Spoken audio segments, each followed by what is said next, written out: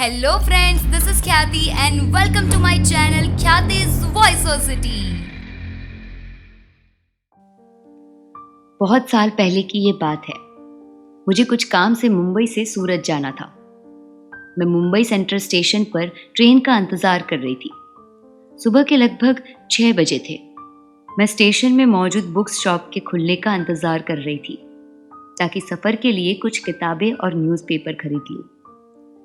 अचानक एक छोटा सा बच्चा जो करीब 12-13 साल का होगा, अपनी बहन के साथ जो कि लगभग 8 साल की होगी, उसके साथ मेरे पास आया और मुझसे कुछ पैसे मांगने लगा। मैंने उनकी ओर गहरी नजर से देखा और कहा, मैं भीख नहीं दूंगी। हाँ, अगर तुम मेरा सूटकेस उठाकर मेरे कोच तक ले जाओ तो मैं तुम्हें 10 रुपए दूंगी। वो लड़का मेरा सूटकेस उठाकर ट्रेन के मेरे स्लीपर कोच तक ले गया। मैंने उसे 10 रुपए दिए। वो दोनों बच्चे बहुत खुश हो गए और जब वो जाने लगे तो मैंने उनसे पूछा, तुम भीख क्यों मांगते हो जबकि तुम दोनों कोई काम कर सकते हो? लड़के ने उदास होकर कहा, मेम साहब, यहाँ कोई हमें काम नहीं देता है, क्या करें, हम दोनों का कोई नहीं है। मैंने कुछ देर सोचा और उससे कहा, तुम स्टेशन पर जूते पॉलिश करने का काम शुरू कर सकते हो, क्यों नहीं करते?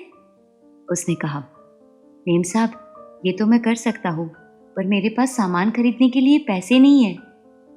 मैंने उससे पूछा, कितने पैसे लगेंगे? उसने कहा कि मुझे कुछ पक्का मालूम नहीं है मेम साहब। मैंने उसे 300 रुपये दिए और उससे कहा कि इस रुपयों से कुछ सामान खरीद लो और अपना काम शुरू करो। किसी से मांगने की जरूरत नहीं पड़ेगी और हो सके तो इस बच्ची को सरकारी स्कूल में भेजो, ठीक है? उन दोनों ने मुझे हाथ जोड़कर प्रणाम किया। मेरी आंखें भीग गई थी। दोनों बच्चे भी करीब करीब रो ही रहे थे। ट्रेन चल पड़ी और साथ ही वो दोनों भी उस स्टेशन पर यादों के रूप में छूट गए। समय बीतता गया, कई साल गुजर गए। उस घटना के कुछ बरस के बाद फिर किसी काम से मेरा सूरत जाना हुआ। मैं फिर उसी मुंबई सेंट्रल स्टेशन पर खड़ी थी। अचानक ही वो बच्चों वाली घटना याद आ गई। उस बात को करीब 4 साल गुजर चुके थे। पता नहीं वो दोनों कहाँ थे। मैंने मन ही मन कहा, खुदा उनको सलामत रखे। इतने में एक युवक मेरे पास आया और जमीन पर बैठकर मेरे जूते को पॉलिश करने लगा। मैं सकपका गई। मैंने कहा, अरे अरे, ये क्या कर रहे हो? मुझे जूते पॉलिश नहीं कराने हैं, मेरे जूते ठीक है। उसने कहा, मेम साहब, आप जूते पॉलिश करा लो, मैं अच्छे से पॉलिश कर दूंगा और क्रीम भी लगाकर चमका दूंगा। पता नहीं उसकी बातों में क्या था। मैंने उसे जूते दे दिए। उसने बड़ी मेहनत से पॉलिश कर दिया और उसे एक कपड़े से चमकाने लगा। उसी वक्त एक लड़की उसके पास भागती हुई आई और उस लड़के ने उसके कान में कुछ कहा। लड़की ने मुझे देखा और फिर अपना दुपट्टा उस लड़के को दे दिया। उस लड़के ने उस दुपट्टे से मेरा जूता और चमकाया।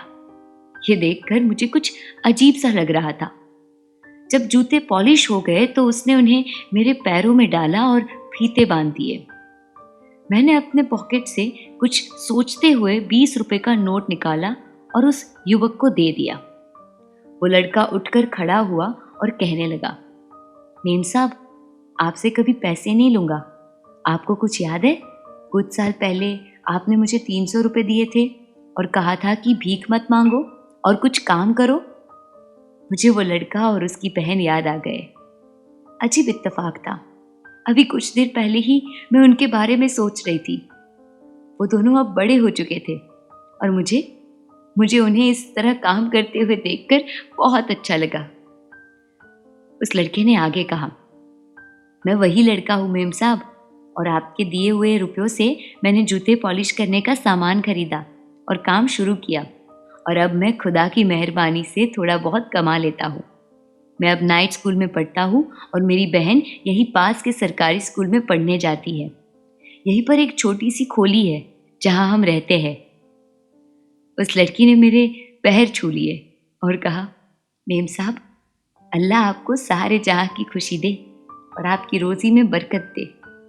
खुदा करे कि आप जैसे इंसान और हो जाए तो इस दुनिया में कोई भीख नहीं मांगेगा और इज्जत से जिएगा। मेरा मन भर आया और मैंने उनसे उनका नाम पूछा। उन्होंने बताया लड़के का नाम जमाल था और उसकी बहन का नाम आयशा। थोड़ी देर में ट्रेन ने चलने की सीटी बजा दी। मैं ट्रेन की ओर चलने लगी। लड़के ने मेरा सूटकेस फिर से उठा लिया और उसे मेरी कोच तक ले आया। मैं अंदर जाने लगी। उन दोनों को देखा। उन दोनों ने मुझे हाथ जोड़ दिए। दोनों की आंखों में आंसू थे। लड़के ने पूछा, मेम साहब आपका नाम क्या है? मैं कुछ बोलती इससे पहले ही उसकी बहन ने जवाब दिया, अरे जमाल, इनका नाम फरिश्ता है। फरिश्ता। मेरी आंखें भीग गई और मेरा गला रूंध गया। ट्रेन चल पड़ी। मैं उन्हें नहीं बता सकी कि मेरा नाम क्या है या मैं कौन हूं, और मेरे लिए वो हिंदू या मुस्लिम नहीं बल्कि इंसान है। मैं उन्हें नहीं बता सकी कि मेरे बच्चे उन्हीं के उम्र के हैं और मुझे हर बच्चों में अपने बच्चे ही दिखाई देते हैं। मैं उन्हें नहीं बता सकी कि कभी ना कभी हर किसी को कोई ना कोई फरिश्ता जरूर मिलता है, और मुझे भी कोई फरिश्ता कभी मिला था। और इस फानी दुनिया की लाख बुराइयों के बीच में ये एक खुदाई अच्छाई मौजूद है, जिसके चलते कोई ना कोई कभी ना कभी किसी ना किसी का भला जरूर करता है। मैं उन्हें नहीं बता सकी कि उनकी इस मेहनत भरी जिंदगी को देखकर मुझे उन पर बहुत फक्र है और मैं कितनी खुश हूँ आज। ट्रेन के दरवाजे पर खड़े होकर मैं बहुत दूर तक उन्हें देखते हुए हाथ हिलाते रही। आज भी कभी कभी उन दोनों के बारे में सोचती हूँ तो गला भर जाता है। भगवान उन दोनों को सही सलामत रखे और हमेशा खुश रखे, बस यही दुआ करती हूँ।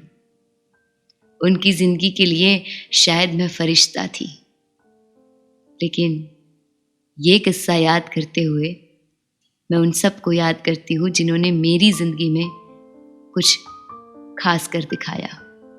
फरिश्ता। दोस्तों, फरिश्ता हम सबकी जिंदगी में आता है किसी ना किसी रूप के साथ।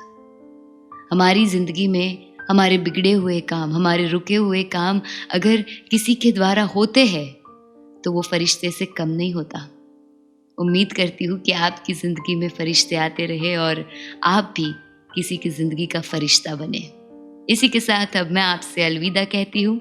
फिर मिलूंगी मेरी एक नई कहानी के साथ, मेरी चटपटी बातों के साथ, मेरी चटपटी कहानियों के साथ, और वो भी मेरे चटपटे अंदाज में। ओनली एंड ओनली ऑन ख्यातिज वॉइस सोसाइटी।